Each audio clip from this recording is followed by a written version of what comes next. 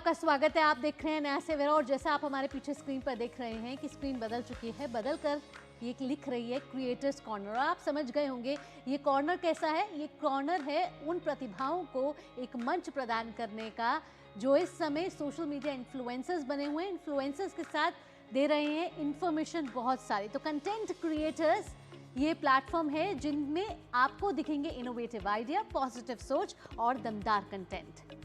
बिल्कुल, जो कि आपके जीवन में, हमारे जीवन में एक सकारात्मक बदलाव लेकर आ रहे हैं। तो तैयार हो जाइए क्योंकि इस मंच पर आने वाला हर चेहरा, हर कहानी और हर कंटेंट आपको प्रेरित करेगा, प्रोत्साहित करेगा और प्रभावित भी करने वाला है। तो आइए शुरुआत करते हैं क्रिएटर्स कॉर्नर की, जहां नए विचार ही नया भारत करते हैं।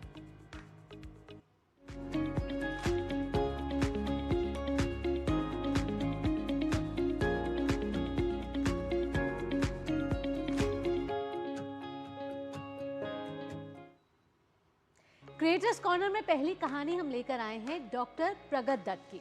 मनुष्य का जीवन केवल सांसों से नहीं बल्कि मन, वचन और कर्म की अदृश्य डोर से भी बंधा होता है। भगवान श्री कृष्ण ने गीता में कहा है कि कर्म करो, फल की चिंता मत करो। लेकिन जीवन के संघर्षों की पहली तपिश में ही जो मन पूछता है, अगर सब कुछ पहले से लिखा हो तो फिर हमारे प्रयास का अर्थ ही क्या है? इसी प्रश्न के उत्तर की खोज की है आज की कंटेंट क्रिएटर कॉर्नर में। आज हम आपको दिखाएंगे मोटिवेशनल स्पीकर डॉक्टर प्रगत दत्त का वो वीडियो जो बताता है कि भाग्य लिखा जा सकता है लेकिन चरित्र कर्म से ही बनता है। कर्मण्येवाधिकारस्ते मा फलेषु कदाचन मा कर्मफल हेतुर्भू मा ते संघोस्त्व कर्मणे। ये भगवत गीता में भगवान कृष्ण अपने परम मित्र अर्जुन को अध्याय 2 का श्लोक नंबर 47वां है। इस श्लोक को लॉ ऑफ कर्मा भी कहते हैं। जब अर्जुन परेशान रहते हैं तो भगवान कृष्ण ये श्लोक बोलते हैं और इसका मतलब समझाते हैं। कहते हैं तुम्हें केवल कर्म करने का अधिकार है, उसके फलों में कभी नहीं। यानी कर्म को फल के लिए मत करो और ना ही काम करने में तुम्हारी आसक्ति हो। पर क्या ये सिर्फ इंसानों पर लागू होता है? जी नहीं, भगवान भी इससे वंचित नहीं है। आइए हम जानते हैं कैसे हमारे सनातन संस्कृति में सबको कर्म का हिसाब देना पड़ा है, चाहे वो भगवान राम हो या भगवान कृष्ण। कर्म को 3 प्रकार से समझाया गया है। पहला है संचित कर्म। ये वे कर्म है जो हमारे पिछले जन्मों से संचित हैं। इनका लेखा जोखा हमारे वर्तमान जीवन को प्रभावित करता है लेकिन इन्हें बदला नहीं जा सकता। मान लीजिए पिछले जन्म में आपने दान किया था तो इस जन्म में भी आपको सुखी जीवन मिल सकता है। प्रारब्ध कर्म, संचित कर्मों का एक छोटा सा भाग जो वर्तमान जीवन में भोगने के लिए चुना गया है, प्रारब्ध कर्म कहलाता है। यह जन्म, मृत्यु, दुर्घटना जैसी घटनाओं को निर्धारित करता है। उदाहरण के लिए किसी बीमारी से ग्रसित होना प्रारब्ध कर्म का फल हो सकता है। और तीसरा है क्रियामाण कर्म या आगामी कर्म। ये वे कर्म है जो हम अपने वर्तमान जीवन में कर रहे हैं। ये हमारे भविष्य को प्रभावित करते हैं। अच्छे कर्म या सात्विक कर्म करने से हमें सुख प्राप्त होता है और बुरे कर्म करने से हमें दुख मिलता है। अंग्रेजी में एक कहावत है, karma never loses its address. देर सबेर आपको आके ये सांप जरूर डसता है। कर्म का अर्थ है काम या क्रिया। जो भी हम करते हैं, जैसा सोचते हैं या बोलते हैं, वह सब कर्म है। कारण और परिणाम, कहा जाता है जैसे कर्म आप करते हैं वैसे ही फल आपको मिलते हैं। अच्छे कर्मों का अच्छा फल मिलता है और बुरे कर्मों का बुरा फल। भाग्य का बीज, हमारे वर्तमान जीवन में जो भी होता है वह मोटे तौर पर हमारे पिछले किए गए कर्मों का परिणाम माना जाता है। ब्रह्मा जी ने रावण को असीम शक्ति दी थी जिससे वो तीनों लोकों में काफी उत्पात मचाया था। उससे दुखी होकर सब भगवान विष्णु के पास गए। भगवान विष्णु ने सबको वादा किया, भगवान इसको मार नहीं सकते लेकिन इसको मनुष्य जरूर मारेगा। उसके बाद उन्होंने अगला जन्म लिया एक मनुष्य रूप में, भगवान श्री राम के रूप में, और उसके बाद उन्होंने रावण का वध किया। बोला जाता है रावण यहीं से नहीं, कई जगह से गलत कर्म किया था। वेदावती नाम की एक स्त्री थी। ब्रह्म वैवांत पुराना के अनुसार वेदावती के पिताजी ब्रह्म ऋषि कुशाध्वज थे और उनके पिता बृहस्पति थे। ब्रह्म ऋषि कुशाध्वज चाहते थे वेदावती जी की शादी विष्णु भगवान से हो और इसके नाते उन्होंने कई कुशल राजाओं को मना किया। इससे गुस्सा होकर किंग शंभू ने ब्रह्म ऋषि कुशाध्वज और उनकी धर्मपत्नी को मार डाला। वेदावती अपने माता पिता के मरने के बाद उनके स्थान पर ध्यान लगाती थी। एक बार जंगल में रावण आता है। वेदावती जो कि देखने में बहुत सुंदर थी, रावण का मन उन पे मोहित हो जाता है। वो वेदावती को जबरदस्ती अपने साथ ले जाना चाहते थे। वेदावती का हाथ पकड़ के उन्होंने खींचा। वेदावती ने गुस्से में रावण को श्राप दिया कि अगले जन्म में मैं ही तुम्हारी मृत्यु का कारण बनूंगी, और उसके बाद वो अग्नि कुंड में कूद जाती हैं। वेदावती के अच्छे कर्मों का नतीजा ये था कि माँ पार्वती वेदावती को अगले जन्म में सीता मैया के रूप में जन्म देने का आशीर्वाद देती हैं। लेकिन माँ पार्वती को ये नहीं पता था कि सीता मैया या वेदावती स्वयं माँ लक्ष्मी का रूप है। ये तो रही पिछले जन्मों के कर्म की बात। फिर उसी जन्म में जब राजा दशरथ जंगल में शिकार करते हैं और गलती से उनका तीर श्रवण कुमार को लग जाता है, और श्रवण कुमार के माता पिता ने राजा दशरथ को वही श्राप दिया था कि तुम अपने बेटे के वियोग में मर जाओगे, और वैसा ही हुआ। भगवान श्री राम के वनवास के बाद राजा दशरथ कुछ ही दिन में प्राण त्याग देते हैं, और फिर जो होना था वही हुआ। सीता मैया लक्ष्मण रेखा पार करती हैं और रावण उनको लेकर चले जाते हैं। पर कर्म निभाने में एक सबसे बड़ा गुण जो हम पुरुषोत्तम भगवान श्री राम से सीख सकते हैं वो है प्रेजेंट मोमेंट पे रहना। एक बार भी इसका वर्णन कहीं नहीं है कि भगवान राम ने लक्ष्मण को बोला हो कि तुमने माँ को क्यों छोड़ा, या एक बार भी उन्होंने माँ सीता को मिलने के बाद नहीं बोला कि मेरे मना करने पर भी तुमने लक्ष्मण को क्यों भेजा, और लक्ष्मण ने एक बार भी माता सीता से नहीं बोला कि आपने लक्ष्मण रेखा क्यों पार की। इसी के बारे में बुद्ध भी कहते हैं बी इन द प्रेजेंट, समता भाव में रहें। ये कुछ इंसिडेंट्स तो बस रामायण के हैं। इसी चैनल पे कभी आगे आपको बाकी और कहानियां इससे रिलेटेड मिलेंगी। और कंटेंट क्रिएटर कॉर्नर में अब हम आपको दिखाने जा रहे हैं आयुर्वेद के डॉक्टर शरद कुलकर्णी का एक विचारोत्तेजक वीडियो।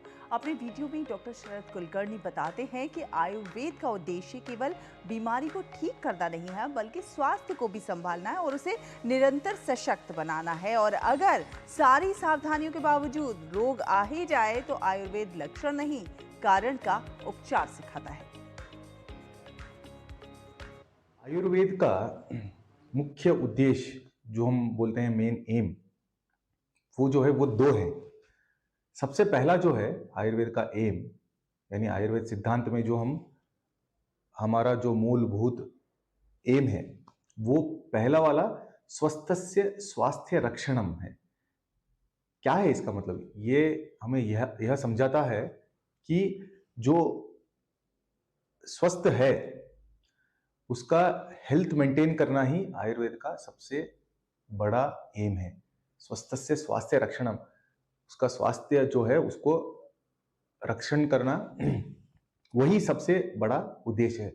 दूसरा आतुरस्य विकार प्रशमनम च, मतलब जो भी रुग्ण है या रोगी है उसको ठीक करना, उसकी चिकित्सा करना भी एक उद्देश्य है, लेकिन वो सेकंड है। तो सबसे पहला और मुख्य एम यही है कि वो हम हेल्थ को कैसे मेंटेन करें, और जो हेल्दी है उसका हेल्थ हम कैसे बरकरार रखें और उसको और ठीक कैसे बनाएं।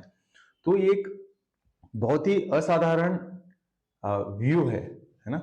ये दृष्टिकोण जो है बहुत असाधारण है, क्योंकि हजारों साल पहले हमें यह पता था कि एक बार जब हम रोगी बन जाएंगे या कोई रोग से सफर करने को शुरू हो जाता है तो वो ठीक करने में बहुत टाइम लगेगा, या पूरा ठीक हो सकेगा कि नहीं हो सकेगा, ऐसे बहुत सारी चर्चा हैं। लेकिन उससे भी इम्पोर्टेंट चीज ये है कि हमको ऐसे जो आहार विहार है, यानी डाइट, एक्सरसाइज, लाइफस्टाइल है, वो ऐसे रखना चाहिए कि हमें कोई भी रोग ना आए या हम स्वस्थ रहे। तो यही आयुर्वेद का एक मेन एम है।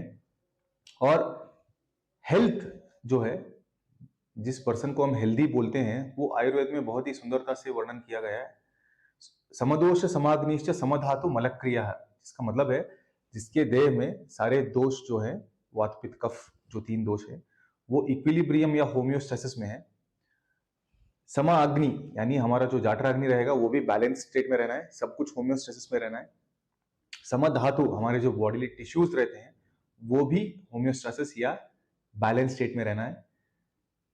मल क्रिया, यानी जिसका भी मल क्रिया है, जो भी मल क्रिया है, चाहे वो पेशाब हो या पोटी हो या स्वेट हो, है ना, पसीना हो, वो सारे अच्छी तरीके से निकल रहे हों और वो बैलेंस स्टेट में हो, ये फिजिकल कंडीशंस हो गए। जो सेकेंड लाइन है श्लोका का, प्रसन्न आत्म इंद्रिय मनः, यानी हैप्पी सोल जो बोलते हैं, प्रसन्न आत्मा यानी हैप्पी सोल, इंद्रिय हमारे सेंस ऑर्गन्स, और मनस यानी मन, ये अगर हैप्पी है और कंटेंट है तब उसको स्वस्थ कहा जाता है ना। सिर्फ अगर किसी पर्सन को अगर, या किसी आदमी को या औरत को अगर कुछ डिसीज नहीं है या रोग नहीं है, उसका मतलब वो हेल्दी है, ऐसा नहीं है। ये सारी चीजों को भी हमें ध्यान में रखना चाहिए। ये आयुर्वेद का जो सिंपल सा समरी है, जो मैं एम था और जो हेल्थ का डेफिनेशन है, वो मैंने इस वीडियो में वर्णन किया है। रस्सी चढ़ाई का अभ्यास पूरे शरीर की ताकत, सहन शक्ति, हृदय स्वास्थ्य को बढ़ाता है, शरीर को मजबूत करता है। लेकिन बहुत कम लोगों को ये पता है कि रस्सी चढ़ाई वाला व्यायाम कैसे करें जिससे कि उसका समुचित लाभ मिले। इसलिए कंटेंट क्रिएटर कॉर्नर में आज हम आपको दिखाते हैं सोशल मीडिया में चर्चित कपिल भड़ाना का वो वीडियो जो हमें रस्सी व्यायाम के लाभ सहित उसे करने की सही तरीके को भी बताता है। आज मैं आपके साथ ना कुछ चीज़ें शेयर करूंगा कि मेहनत की, मतलब रस्सा चढ़ने की। सब रस्सा तो करते हैं मगर आपने नहीं देखा होगा अब तक कि रस्सा कितने तरीके से करते हैं। जैसे कि आपने वीडियो में देखा होगा, एल टाइप हो गया, स्ट्रेट हो गया, वजन लेकर हो गया। तो मैं आपको ना इसमें कई तरीके बताऊंगा रस्सा करने के, और थोड़े इसके बेनिफिट भी बताऊंगा। सब सोचते हैं बैक पे ही लोड पड़ता है, मैं आपको इसके सारे बेनिफिट बताऊंगा। इसमें कोर वगैरह सब इन्वॉल्व होती है। अपर बॉडी की तो सबसे तगड़ी एक्सरसाइज है रस्सा। काफ़ी भाई सोचते हैं कि रस्से से सिर्फ भाई ग्रिप स्ट्रेंथ ही तगड़ी होती है। तो भाई अगर आप इसे डिफरेंट तरीके से करोगे ना तो लगभग हमारी पूरी अपर बॉडी ट्रेंड होगी। और बाकी मैं आपको बताऊंगा कि कितने तरीके से रस्से होते हैं और उससे कहाँ बेनिफिट आता है। तो पहला रस्सा वार्म अप के लिए नॉर्मल स्पीड में जाएंगे, स्पीड में आएंगे। रेडी।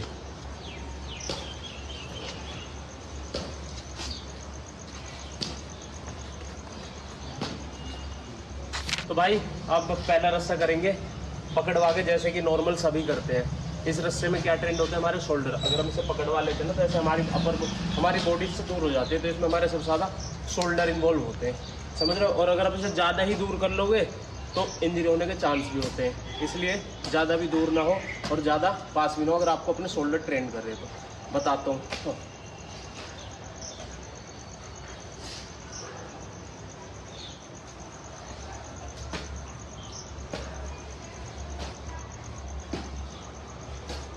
ये तो हो गया पहला।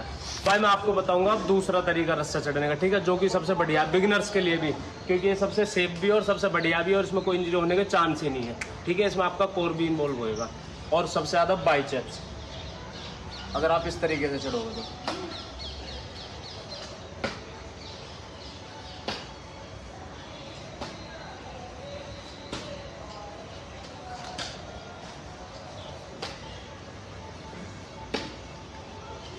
अभी क्यों था अलग, ये इसलिए था अगर आप जैसे किसी भाई के हाथ भी स्लिप होते तो अपने पैरों से रस्से को पकड़ भी सकता है। ये वाला रस्सा होगा भाई अपना एल टाइप, थोड़ा हार्ड होएगा और बिगिनर्स पहले वैसे प्रॉपर चढ़े, और जब एल टाइप ट्राई करना मैं आपको करके बताता हूँ और इसके बेनिफिट भी बताता हूँ तेरा।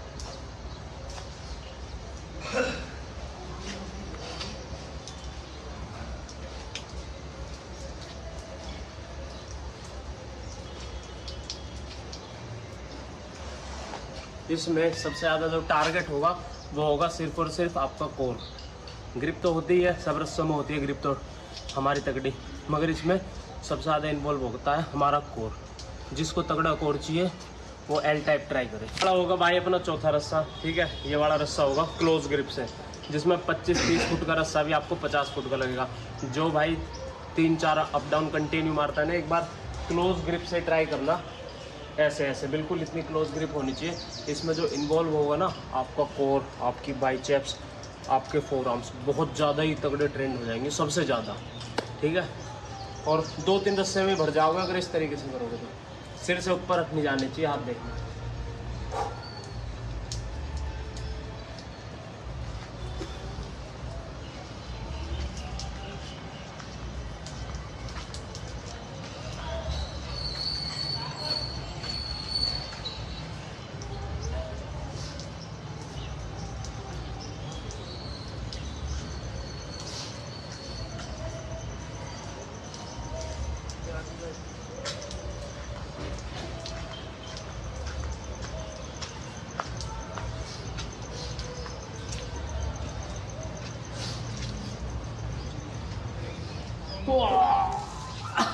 पेट दर्द हो गया पूरा भाई। ये वाला तो जरूर ट्राई करना, मजा आ जाएगा।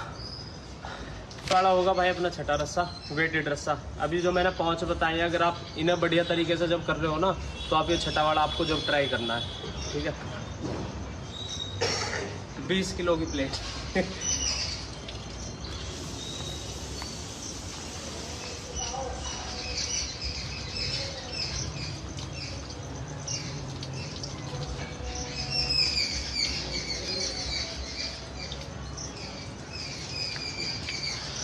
काफ़ी भाई जिम में जाके बैक की मशीन मारते हैं, अपर बैक मारते हैं, तो ठीक है वो भी करनी चाहिए, मगर एक बार अखाड़े में आके वेटेड रस्सा भी ट्राई करो लेट्स के लिए, बहुत तगड़ी चीज़ है। और अगर आप वेट लेकर रस्सा करते हो ना, एक्स्ट्रा इससे आपकी मसल की स्ट्रेंथ बढ़ती है, एक्स्ट्रा पावर जनरेट होती है। भाई ये थे कुछ डिफरेंट टाइप के रस्से जो मैंने आपको करके बताए थे, ठीक है।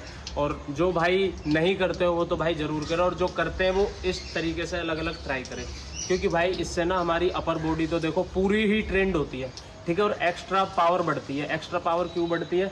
हम अपनी पूरी बॉडी का वजन लाते हैं कुछ सेकंड के लिए एक एक हाथ पे, ठीक है। और जो भाई वैसे कर ले तो वेटेड रस्सा ज़रूर करें। हकीकत में इससे हमारी पूरी अपर बॉडी ट्रेंड होती है।